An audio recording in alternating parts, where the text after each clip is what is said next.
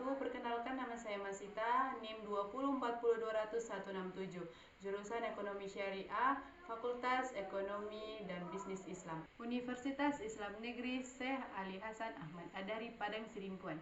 Baiklah, di sini saya akan menjelaskan materi yang berkaitan dengan pasar bebas. Pasar bebas. Pasar bebas adalah suatu kondisi jual beli yang ideal berdasarkan mekanisme penawaran dan permintaan tanpa terkait dengan kebijakan maupun sistem ekonomi suatu negara. Jadi, pedagang dan pembelilah yang mengatur segala sesuatu terkait transaksi mereka. Fokus dari praktik pasar bebas adalah melakukan produksi dan jual beli baik barang ataupun jasa tanpa melibatkan campur tangan pemerintah. Produsen memiliki kuasa penuh dalam menentukan harga jual produk maupun jasanya sesuai mekanisme pasar secara alami. Pengertian pasar bebas menurut para ahli. 1. Menurut David Ricardo, pasar bebas adalah perdagangan luar negeri antara beberapa negara secara bebas tanpa adanya hambatan dari pemerintah negara secara masing-masing. 2. Menurut Adam Smith, pasar bebas adalah kegiatan jual beli yang bebas dan dilakukan sesuka hati sehingga mampu melahirkan persaingan ekonomi lebih luas tanpa campur tangan pemerintah. Fungsi pasar bebas. Fungsi pasar bebas adalah memberikan kebebasan kepada masyarakat dalam melakukan aktivitas ekonomi, baik ekspor maupun impor, serta memberikan transparansi informasi berkaitan kuantitas, permintaan, dan harga barang.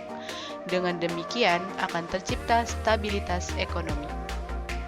Selain itu, fungsi pasar bebas adalah memberikan pendapatan yang lebih tinggi kepada para pengusaha serta memberi peluang memajukan keahlian maupun metode produksi agar semakin efisien. Tujuan pasar bebas. Adapun tujuan diselenggarakannya pasar bebas adalah sebagai berikut. Yang pertama, memperluas pasar. Pasar bebas adalah salah satu sarana guna memperluas jangkauan konsumen untuk suatu produk. Hal ini karena hambatan ekspor-impor tiap negara semakin menipis sehingga produsen dapat melakukan riset pasar internasional. Yang kedua, meningkatkan perekonomian negara. Pasar bebas menciptakan peluang perdagangan yang luas dan membantu produsen dalam mengembangkan maupun memasarkan produknya secara masif sehingga dapat mendongkrak perekonomian negaranya. Yang ketiga, sarana pertukaran teknologi tidak selalu terkait dengan keuntungan penjualan.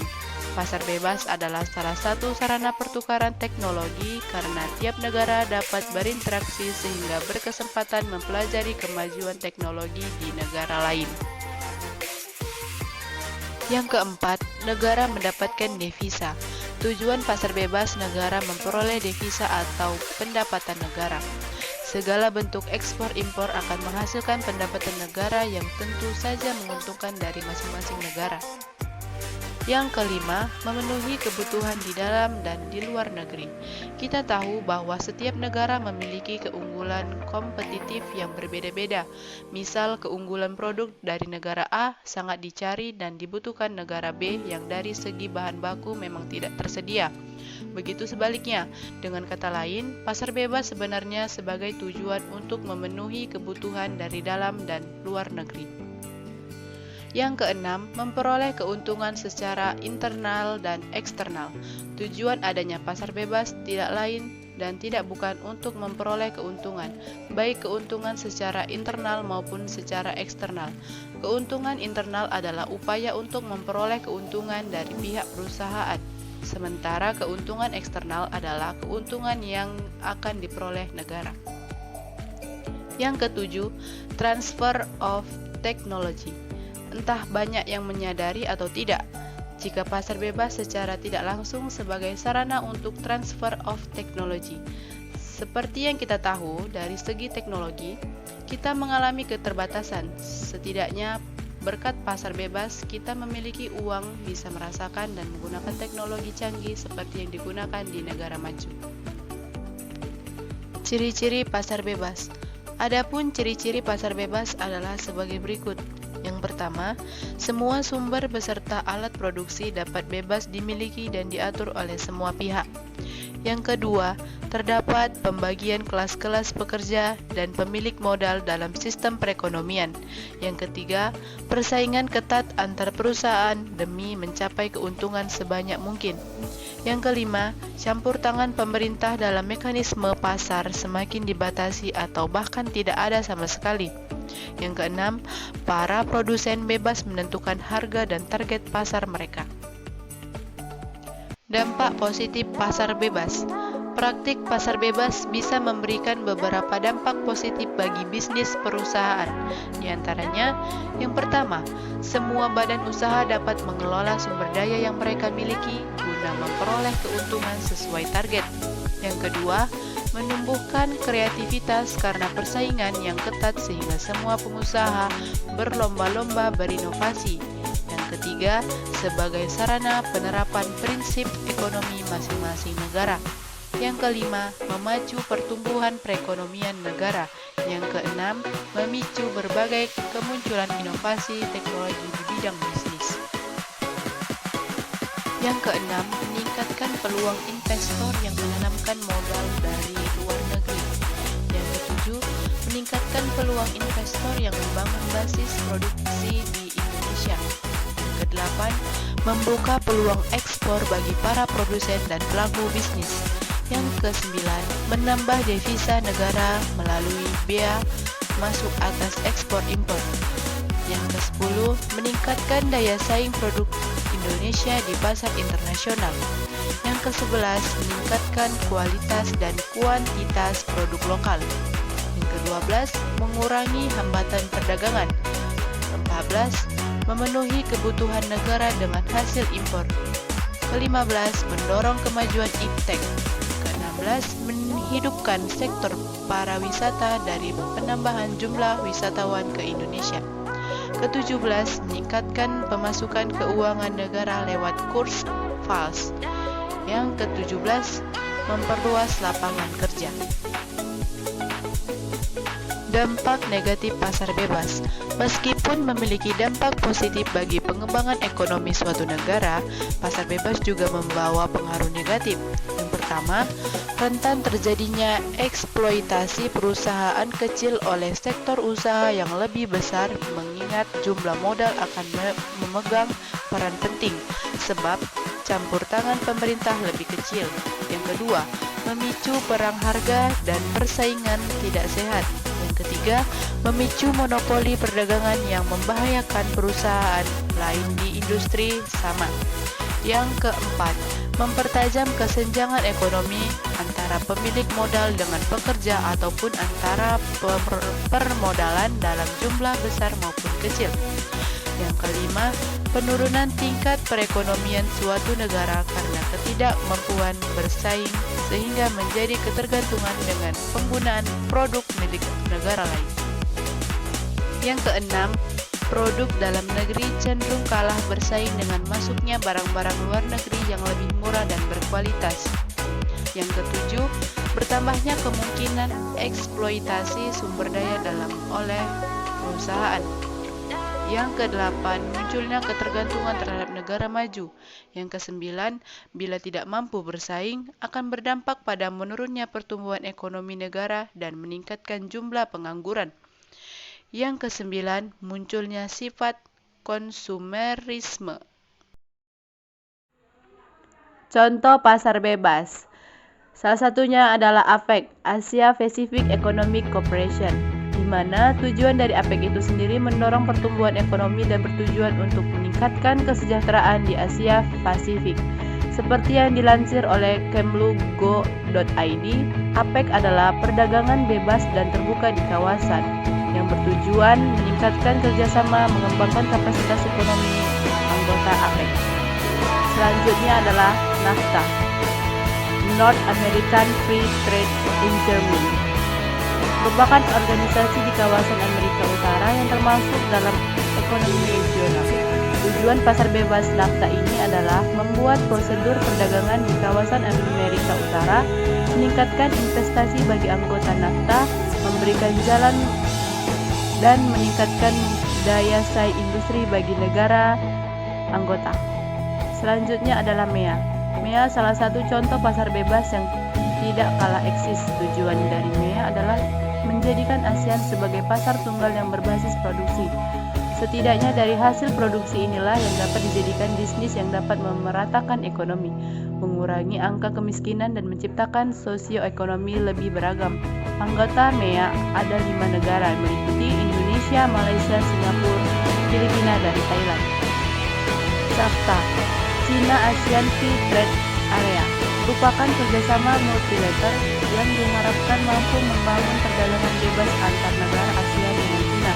Adapun tujuan dari SAFTA diantaranya meningkatkan kerjasama perdagangan, ekonomi, dan investasi terhadap anggota, liberalisasi perdagangan barang dan jasa, menciptakan sistem transparansi, pengawasan, dan meningkatkan daya saing pasar industri. Selanjutnya EU. Berbeda lagi dengan pasar bebas EU atau yang lebih dikenal dengan European Union. Jadi, pasar bebas ini merupakan perjanjian diikuti kurang lebih 28 negara di bawah kawasan Eropa.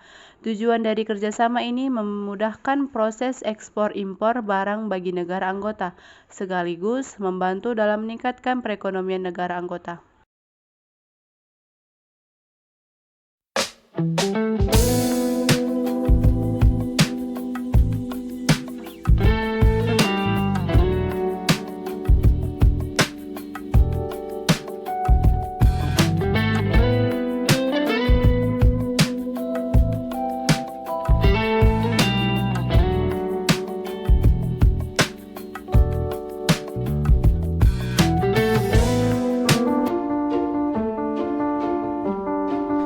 Perkembangan globalisasi ekonomi yang pesat membawa peluang dan sekaligus tantangan bagi semua bangsa.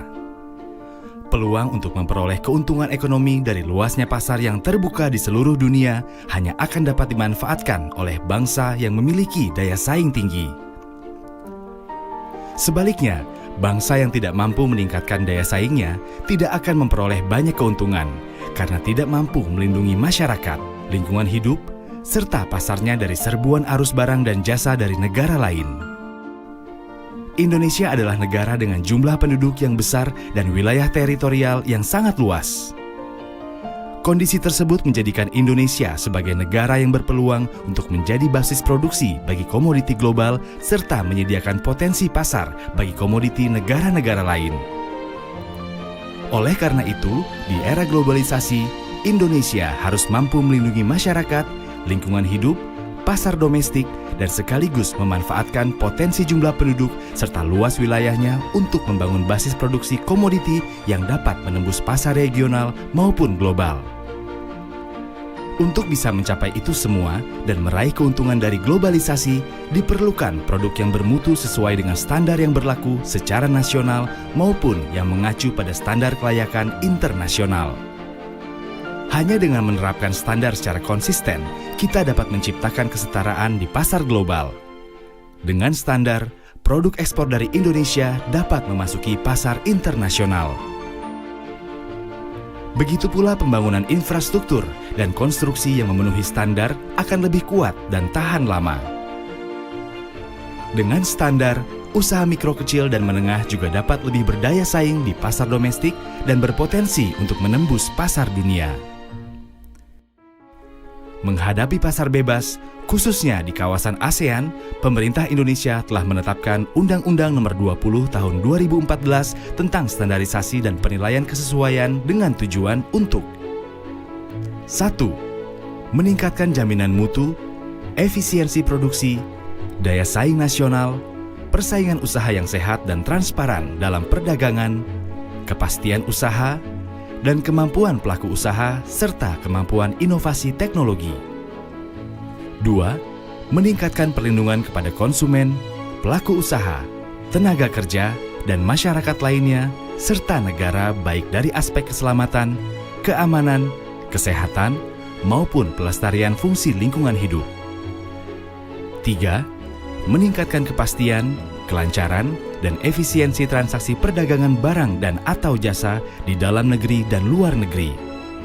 Badan Standarisasi Nasional adalah satu-satunya lembaga pemerintah non-kementerian yang diberikan tugas pokok mengembangkan dan membina kegiatan standarisasi di Indonesia. Standar yang ditetapkan berlaku di wilayah Negara Kesatuan Republik Indonesia disebut Standar Nasional Indonesia atau disingkat SNI. SNI dirumuskan oleh Komite Teknis Perumus Standar yang terdiri atas unsur pemerintah, pelaku usaha, konsumen, dan pakar atau akademisi dengan memperhatikan kebutuhan pasar, kemampuan, dan kebutuhan industri dalam negeri, serta perkembangan standarisasi internasional agar perkembangan pasar negara kita tidak terisolasi dari perkembangan pasar global dan dapat memperlancar perdagangan internasional. Perumusan SNI juga harus memperhatikan budaya serta kearifan lokal serta kemampuan ilmu pengetahuan dan teknologi. Stakeholder dapat ikut memberikan kontribusi dalam proses perumusan SNI. Dalam rangka meningkatkan mutu produk unggulan daerah, pemerintah daerah dapat mengajukan rencana perumusan SNI. Demi menjaga kesesuaian SNI terhadap kebutuhan pasar serta perkembangan ilmu pengetahuan, inovasi, dan teknologi, penilaian kelayakan dan kekinian SNI dilakukan dalam bentuk kaji ulang sekurang-kurangnya 1 kali dalam 5 tahun yang usulannya dapat juga diajukan oleh masyarakat. Penerapan SNI sendiri pada dasarnya bersifat sukarela. Namun, dalam hal yang berkaitan dengan kepentingan keselamatan, keamanan, kesehatan, atau pelestarian fungsi lingkungan hidup, maka kementerian atau lembaga pemerintah non-kementerian berwenang menetapkan pemberlakuan SNI secara wajib dengan peraturan menteri atau kepala lembaga pemerintah non-kementerian. Penerapan SNI dilakukan dengan cara menerapkan persyaratan SNI terhadap barang, jasa, sistem, proses, atau personel yang dibuktikan melalui pemilikan sertifikat atau pembubuhan tanda SNI dan atau tanda kesesuaian lainnya. Pelaku usaha yang akan mendapatkan sertifikasi SNI harus mengajukan permohonan ke lembaga sertifikasi yang telah diakreditasi oleh Komite Akreditasi Nasional atau KAN. Untuk meningkatkan dan menjaga integritas penerapan SNI, BSN dapat melakukan uji petik terhadap produk yang beredar di pasar. Untuk meningkatkan penerapan SNI, instansi pemerintah dan Pemda sesuai dengan kewenangannya melakukan pembinaan terhadap pelaku usaha, khususnya UMKM, dalam menerapkan SNI dan melakukan edukasi kepada masyarakat untuk penggunaan produk ber-SNI. Di samping itu, masyarakat juga dapat turut berperan serta mengusulkan dan memberi masukan dalam proses perumusan SNI serta mencari dan mendapatkan informasi untuk menerapkan SNI. Peran serta masyarakat sangat dibutuhkan untuk terwujudnya efektivitas penerapan SNI. Masyarakat dapat melaporkan kepada BSN atau dinas tempat apabila terjadi penyalahgunaan atau pemalsuan dokumen SNI, penggunaan tanpa hak tanda SNI atau tanda kesesuaian dan pembubuhan tanda SNI atau tanda kesesuaian yang tidak sesuai dengan sertifikat pada barang kemasan yang beredar di pasar. Penerapan standar adalah suatu hal yang mutlak agar Indonesia dapat berperan aktif dan siap menghadapi era globalisasi dan perdagangan bebas, khususnya masyarakat ekonomi ASEAN. Untuk itu, diperlukan komitmen semua pihak, baik dari sisi pemerintah maupun masyarakat, untuk mengawasi penerapan SNI serta upaya edukasi dan sosialisasi secara berkesinambungan mengenai peran dan manfaat SNI bagi perkembangan industri dan pertumbuhan ekonomi nasional.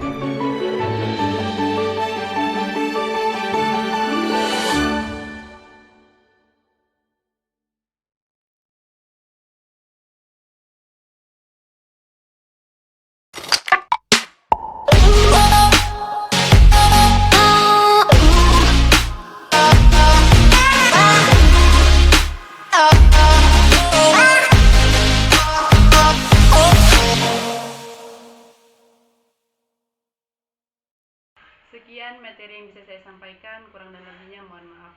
Saya akhiri, wabillahi taufiq wal hidayah. Wassalamualaikum warahmatullahi wabarakatuh.